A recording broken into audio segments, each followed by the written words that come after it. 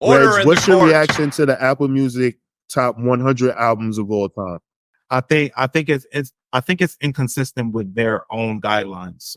So that's what anytime these lists come out, obviously the point of the list is to, you have to say something definitive. You have to say a definitive opinion. And what that looks like is, yo, this is the best. Even though it's an opinion, you're stating it as a fact, right? So you're already getting a bunch of attention from it. And the way to double down on that is to list all these albums. But it's very inconsistent. If you want to read because I think you're probably going to pull up the Yeah, I got it. Yeah, go ahead. What you want me you want me to do just the top 10? Like you want me to do no, not the top 10, but I mean his guidelines of Ebro's guidelines? Yeah. Okay, so Ebro's guidelines are albums that represented a cultural moment for the artist or genre, albums that were complete thoughts, not just collections of hit songs, albums that thoroughly represent the culture and production and lyrics, albums that inspired a generation to want to create more music, albums that represent the best storytelling, musicianship, and recording and production, and albums that are timeless and reach far beyond the genre or categorization.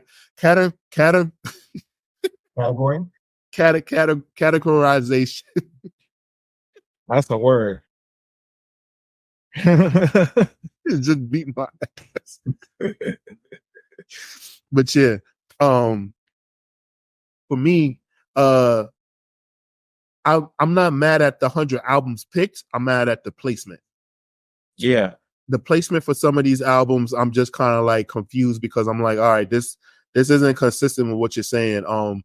The major eyesore or two eyesores for me. One is Confessions being ranked so low, and Blonde being ranked so high. Two albums that I enjoy, but I wouldn't even be mad if they were swapped. Yeah, same. I just think that Confessions kind of like hit, or like everything that I just detailed of what the criteria was, Confessions encompasses all of that. Yeah, I think the inconsistency in this of like talking about album, I think so. My beef, so you named your beef of like the placements. I think my beef is for certain artists, the wrong albums were picked. Like, why would you put Control on here from Jan? Like, that's a very early album that doesn't even scratch the surface of her artistry, right? You could think about, if you want to talk about albums that moved people or impacted culture, because I think that's like one of the criterias.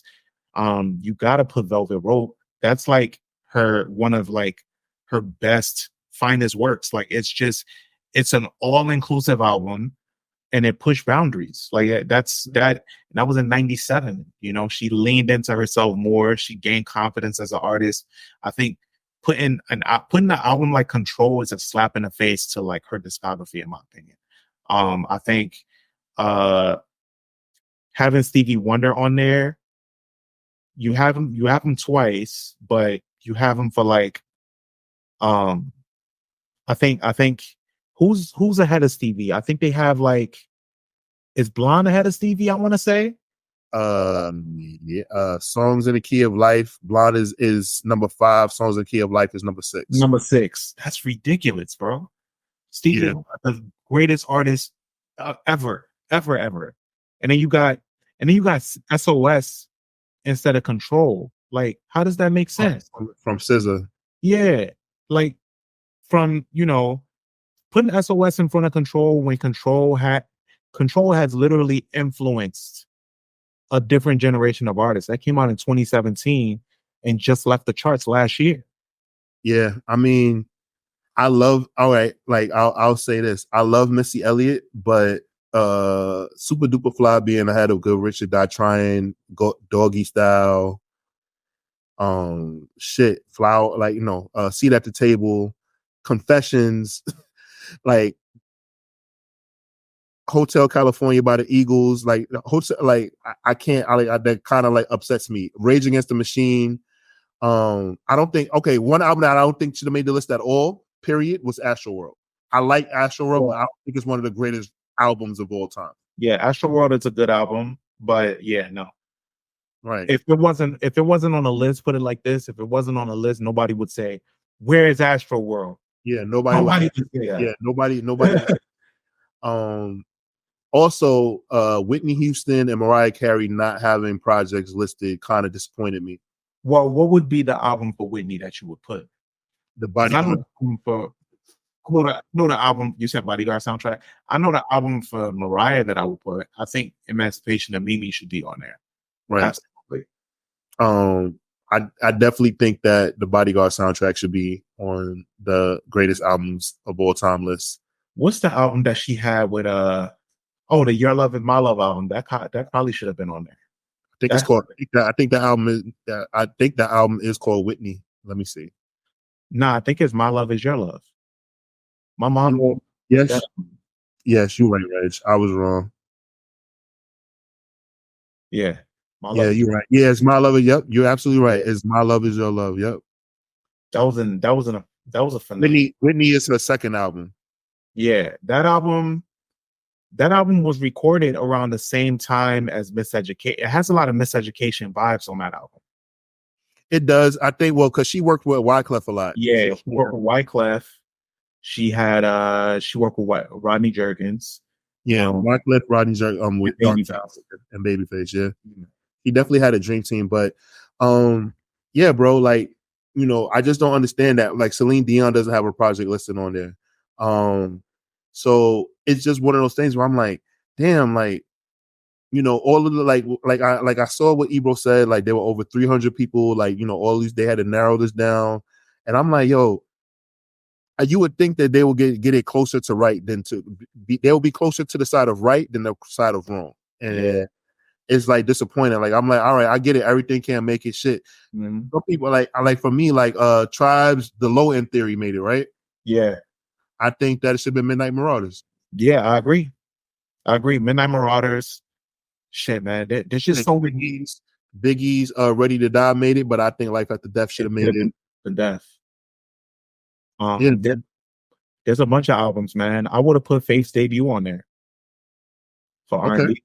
Yeah, there's not enough R&B love on there. Like, it wasn't. I Never agree. Say Never was a big album.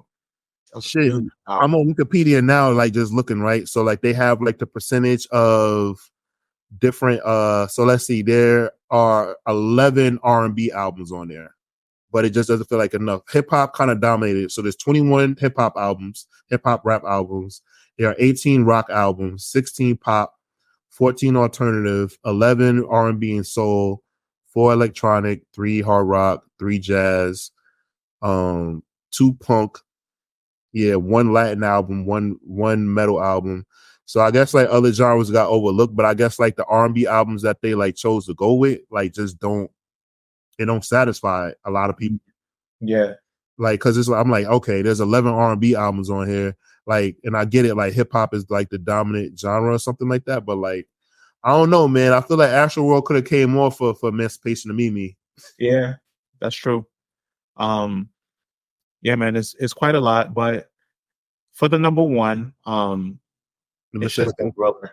You should, yeah. So I remember you said that. You said it should have been Thriller over the Miseducation of Lauryn Hill. Yeah. I think that it's them trying to roll out the new guard of things. You know, Thriller has like been like the album that's on the tip of everybody's tongue for so long, but the Miseducation of Lauryn Hill is a very polarizing album. It is. It came out, and I think it has inspired a lot of artists and music, male and female, were influenced by that project. I do understand like the outrage because people feel like Thriller is like the you know, like Prometheus bringing fire to the Titans. You know, it's the blueprint of pop. It is. It's the blueprint of what pop music is in the sound. But if hip hop is the most popular music and genre now, right? I mean, popular sound and music, right?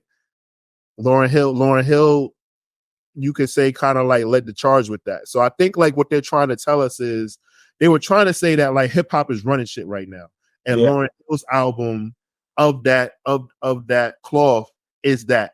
is the album that does that. I think they were trying to tell us something, but it kind of just went over a lot of people's heads because like Thriller is what we always felt is the end all be all. Mm-hmm. I really think so. I genuinely think like they're trying. It was kind of a nod to hip hop. I mean, we'll see. I think in the coming months we're gonna learn about something that is attached to this. Because Lauryn Hill not just showing up places accepting stuff. Like she not pulling up for no reason. Something out. She pull up, just not on time. Yeah, we about to find something out, and I'm gonna be like, huh? Tell me something. We're gonna find out. Well, watchers, listeners, let us know what you guys think in the comments. What were you mad about from the Apple Music Top 100 Albums of All Time list? Dun dun.